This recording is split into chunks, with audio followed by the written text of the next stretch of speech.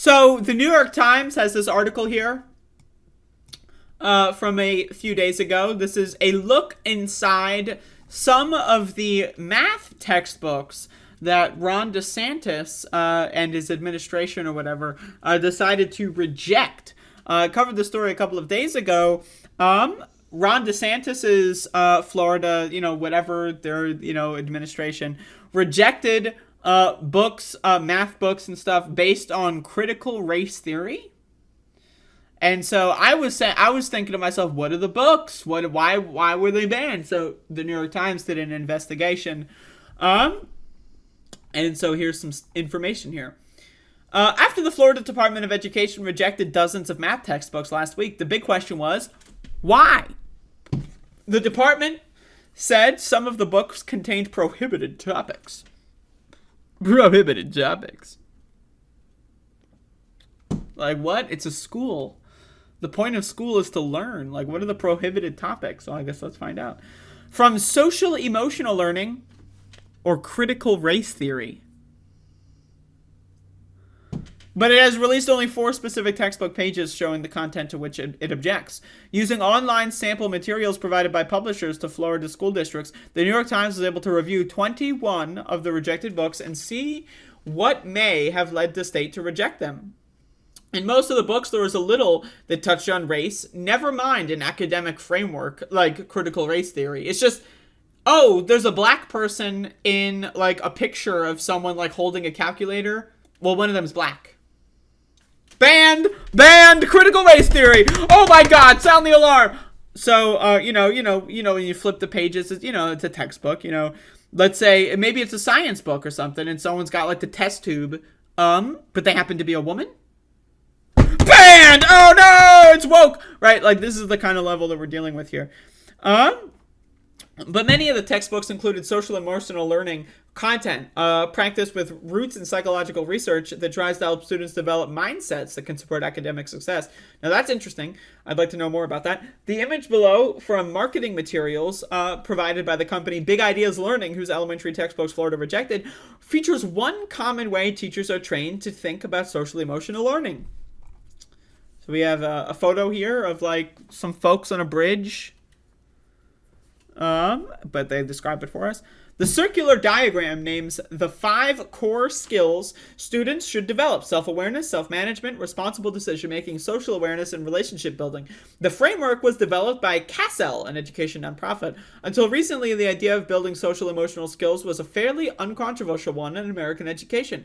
Research suggests that students with these skills earn higher test scores. So the same party, the GOP, that's all like, oh, we need test scores. We need the testing, standardized testing. We left testing. No child left behind. Testing. We got to make sure the testing go. Are you testing? Or did you test? You have to take 5 tests a year? Did you test the SAT, the ACT, the THC, the fucking THC? Like, did you do the test? Did you do that test? Like, the same party that set up all that bullshit, right, is now saying, oh, fuck the testing. So you want all of school to be based on this one metric, like standardized testing. And then, so when they develop better ways to achieve higher scores, you're like, oh, fuck that. Fuck that. I want my kid not to know how to build relationships.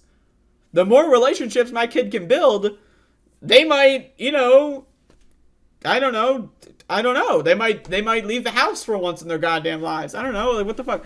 Okay. But right-wing activists like Chris Rufo, senior fellow at the Manhattan Institute, have sought to tie social emotional learning to the broader debate over teaching of race, gender, and sexuality in classroom. It's woke. It's woke. This is what, like, being self-aware is woke. I don't know what to tell you. So I've got my hands here. Oh shit, I'm woke. Fuck! I looked at my own hands and realized I'm sitting in a chair. Now I'm woke. I'm self-aware. Fuck! God damn it. Well, I'm not doing responsible decision making because I'm drinking beer at fucking 1 p.m. So we know that I didn't learn about that in school. Social awareness, we also know I didn't learn about that in school. Relationship building, also not one of my strong suits. But I am self-aware. So I think I qualify as woke now. All right, let's keep. Soothing Max that's my dog's name. Soothing math anxiety. Many of the rejected textbooks do prompt students to consider their emotions. In a McGraw-Hill 5th grade book shown below, students are encouraging at the beginning of the school year to write a math biography reflecting on their feelings about the subject and how they expect math skills. So they're asked to write about math. How do you feel about math? Banned! Woke! Also, is this lady not white? Oh no! The person asking the question is black! Boom! Critical race theory. And it's woke. What the fuck do you mean you want me to tell you about math? I don't want to tell you anything. 2 plus 2 equals... That's all I got. Are they going to ban showing your work in math next? You're not allowed to show your work? What the fuck? Okay. A math biography is a way of helping kids. Biography. Biography? Okay. Professor, I'm a little hopped up right now. If you didn't know. There's a fair amount of evidence that indicates that if you can surface your uncertainty and anxiety about something, it's easier to grapple with it and manage it. Some McGraw-Hill pages include social emotional prompts that have little to do with math problems, such as the example below from a 5th grade book. Beneath an ordinary math problem, students are asked, how can you understand your feelings? Math is ... mindset. How can you understand your feelings?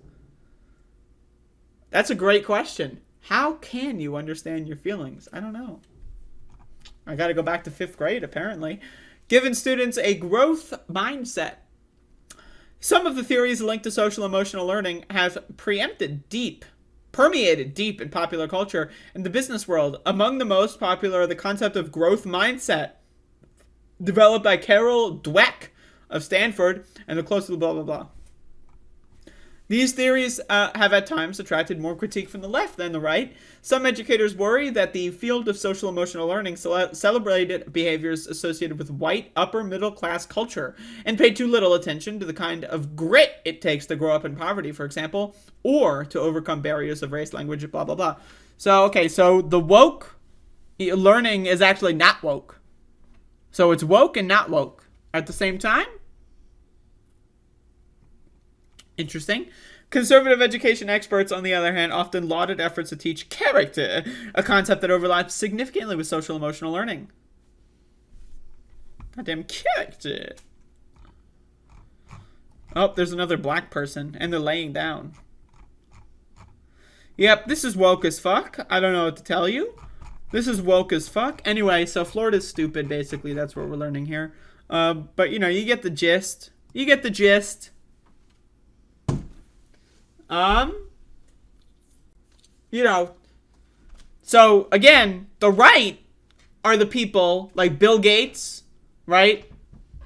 Massive conservative, is someone that went around, right? Spent a lot of money, worked with like the Bush administration, also big conservative, right? As a way to like just fuck up schools all the time, everywhere, all over the country.